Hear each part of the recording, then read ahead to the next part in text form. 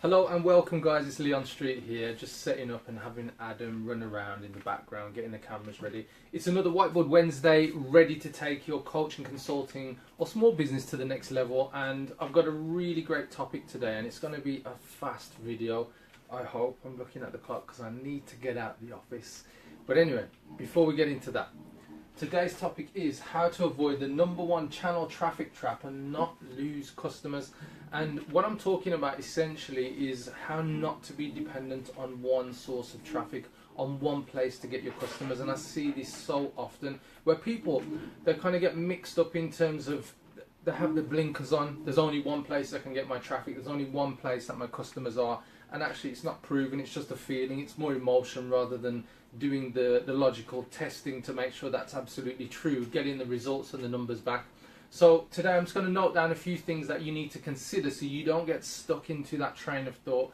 And what I'm talking about is very straightforward, very simple, and I'm sure you've come across it, where people say, I need to be on Facebook and that's the only place I need to dominate. And that may be true for your market, but it's not true for every market, and that's the point I just want to raise today. There's another mini story I want to mention as well that I came across this week where somebody's in the process of doing a product launch, you know, and actually what we found out is that the traffic source, or the main traffic source that was going to be in place, may not return the type of results or the amount of results that are needed for the campaign. So therefore it kind of just showed again that you've got to make sure that you're very clear on the traffic sources, and that if that main traffic source isn't going to return the results, that you've got other places that you can turn to, and I'm going to cover some of those today. So #1 is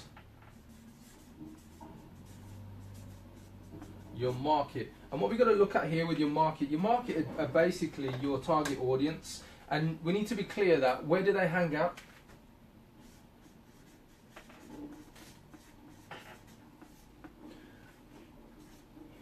So if we're going to get this right, if you're not going to be dependent on one channel for traffic and not just be kind of blinkered into that approach, we're going to look at where do these people hang out. Now what I will say to you guys is that I'm going to state the obvious, Facebook ads is like the place to be right now, yeah, just because of the reach and what you can do. But at the same time, it changes so much, and whether you see as buggy or you see some things working, not quite working, or actually you have no clue and you just think Facebook ads are the be all and end all of a business, you may be half right there. But what I will say is that some markets aren't solely exclusive to Facebook ads. There's other places out there. So for instance, if you're in the property game, you may do some marketing on Facebook, but you probably get your majority of buying traffic, the people who actually end up buying, from maybe property portals. And so that way it kind of breaks the myth. And what I'm trying to get you guys to understand is that just don't be dependent on one place. You may have a primary, but also have other go-to places. So as an example, if you're looking at where do your market hang out, are they on Facebook? That may be true, yeah. But then you might have places like LinkedIn.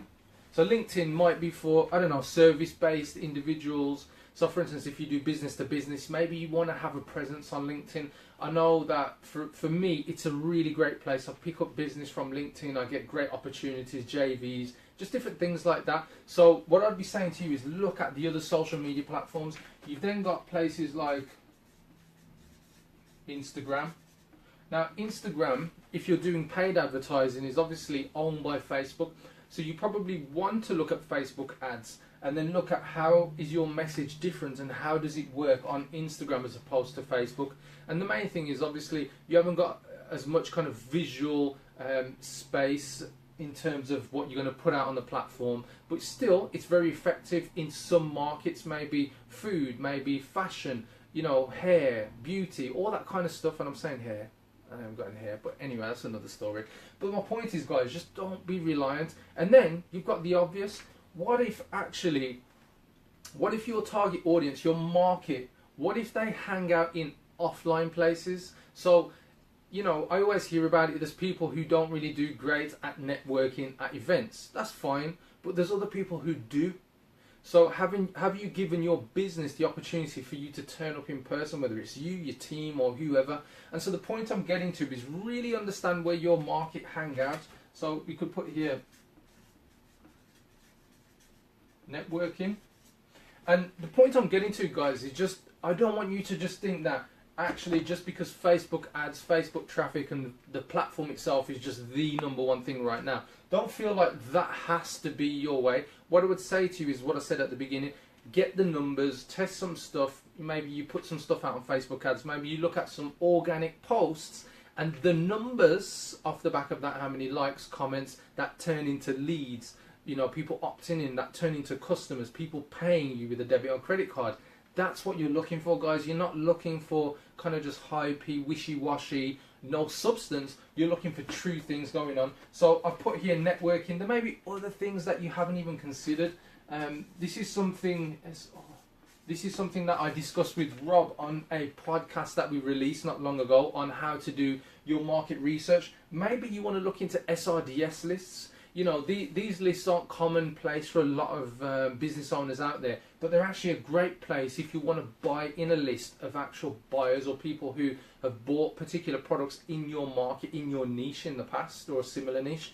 And it's a great way to know that actually you're going after people who are buyers, and all you've got to do is put the right message in front of them. So these are great places. So be clear on where do your customers hang out, yeah, because they're not always in the obvious places. Now here's another one. If you are the business owner, if you are the driver of the business that you're in, maybe you want to look at doing things like speaking at events.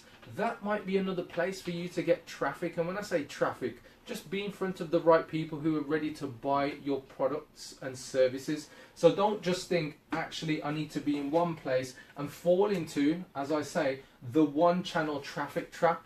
Because the one channel means that you're only reliant on one place. Now I'm going to put down a few more. So we've got Facebook, LinkedIn, Instagram. We've got networking, SRDS lists. Let me just go back to the red pen. Just save a bit of my OCD in here. And I'm going to go YouTube. Yeah, so this is another great place, putting your content out there. You might have Google, so Google AdWords. And the cool thing about Google AdWords is that when you advertise on Google AdWords, your ads can show up as also YouTube video ads. YouTube video ads, say that clearly.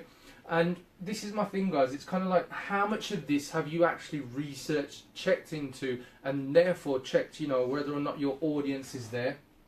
And what you're doing is really just, you know, truly understanding what is the marketplace, what is available to me, i.e. to your business, in order to attract in who you want to do business with.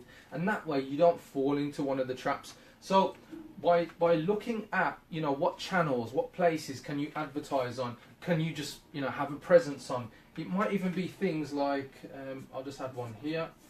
There could be forums. Yeah, people still use forums. There's a lot of specialist forums out there, different markets, sub-markets, and also niches.